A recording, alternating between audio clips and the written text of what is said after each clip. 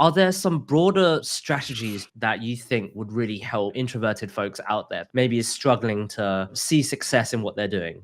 So I'll give you a few. In the book itself, we have a chapter called Meetings because everybody's in meetings all the time at work, right? And one of the challenges that I personally faced when I was in meetings was I might be deep in thought. Somebody has asked this question, it is super interesting, and I'm deep in thought. And then suddenly somebody says, Tim, what do you think? And then all of a sudden, I'm like a deer in headlights. I'm frozen. I have no idea what to say. I make some weird noises and then hope that somebody else will actually step in. Because all of a sudden, when everyone's eyes on me, I just simply freeze. There are a couple of tactics I mentioned within the book that you can try. First of all, if somebody passes a mic from you, you don't have to assume that you have to speak there and then. You can actually defer. When I say defer, I mean you could say, I'm actually not quite ready yet. Do you mind maybe going to Jane first? And then once after that, you can come back to me. I should be ready by then. Other times, you might be deep in thought. You might be writing notes. You might be sketching. You might be drawing wireframes as you are thinking about the problem. And then the microphone again is passed to you. You feel like this is a good opportunity. You're not quite there. In this instance, another tactic you can try is to give yourself a permission or license to speak up. So you can say something like this. I'm not quite ready yet. It's not perfect, but this is what I have so far. You can also say,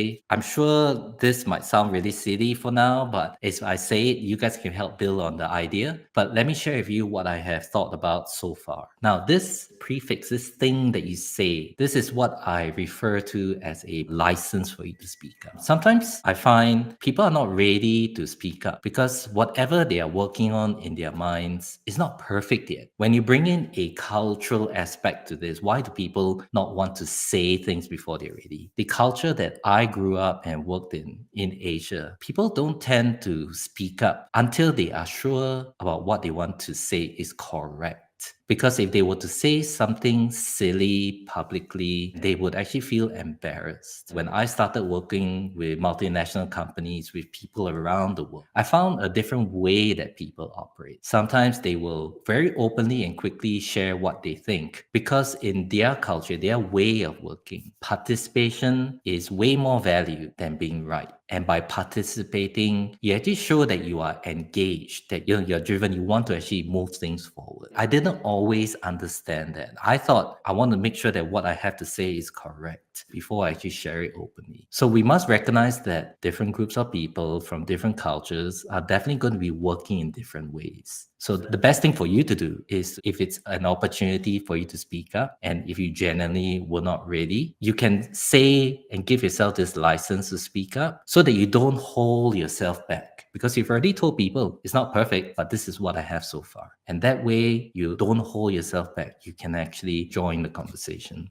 Yeah, I think you said a couple of things that were interesting. Moving to Asia, let's just say roughly 11 years ago, I've also noticed this as well in terms of people pausing to speak and really thinking about it and not willing to speak up straight away in a meeting because maybe it's this fact of losing face or not so confident that they have the right answer because maybe the problem is slightly difficult, maybe they're unsure, they need more inputs of data. So having Mm. time to process, and I really like that strategy and tactic of saying, okay, well, here's what I have now, but feel free to add, remix, and improve. I really like that. People in general that always kind of rush to answer and also having that pressure of being right. So this could be useful for managers where Mm. you kind of have that pressure like, oh, I'm the manager, therefore when I say something. But 9 times out of 10, a lot of managers are like, hey, this is just initial brainstorming with you guys. What do you guys think? You don't have to be that, hey, this is the answer. So I really like that tactic. I think it could be used in lots of different scenarios and a wide range of roles as well. And as you were talking, I was raising my hand because there's another idea that came to mind. Meetings are not always the best way to get things done. If you are working across time zones, think about a meeting. It's going to be too early or too late for somebody that's on the call. Especially through COVID, working remotely, there are actually very smart ways of working asynchronously. Recording a short video of yourself and actually presenting, let's say you were a designer and you're presenting your design for feedback. Being able to record that short video of yourself and then sending it into, let's say, a chat group on Discord or whether it's on Slack. You actually let people digest your presentation in their own time where they can perform their best in their own time zones. They can actually give you a lot more considered feedback on your design if that's what you are asking for, because they can actually stop and think and then respond to you. So the feedback and the quality of the feedback you get might be a whole lot better because people actually take a lot more time to process before they respond, rather than dialing in to another Zoom call at 10 p.m. after you put the kids to bed. And then all of a sudden you have to give feedback on the design for 5 minutes that you just saw 2 minutes ago. That was the idea that came to my mind. Yeah, I really like that idea. I've been using a lot of Loom just to send videos. Not only does it help the person digesting it, it actually helps the person recording it because it's way more thoughtful and you're almost crafting it like a presentation. I mean, of course, some Looms are like on the fly, but really, if you want to get your message across, you almost have to script it and then do it in one take. In the act of doing that, you're almost more thoughtful with what you want to say. You don't want this video to be 15 minutes. A 5-minute Loom is definitely better. So I like both sides of doing that. And I think there's lots of pros for the person recording and the person receiving. Here's the thing about recording short videos of yourself. I say that, and a lot of times when I work with people through coaching sessions, they say, yeah, it's a good idea. After that, they go and write an email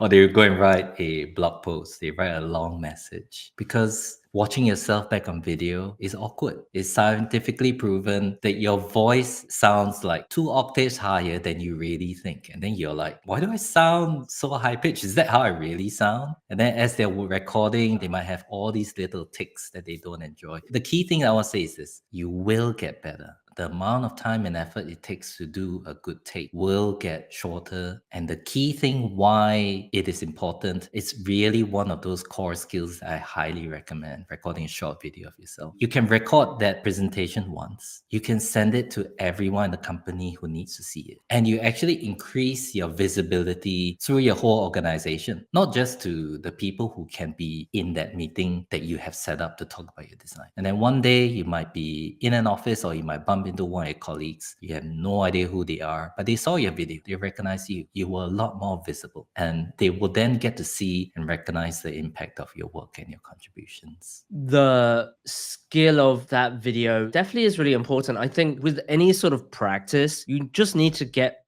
Want to listen to the full conversation? Click the video on screen now. Subscribe to the channel if you want to join us live. Oh, wait.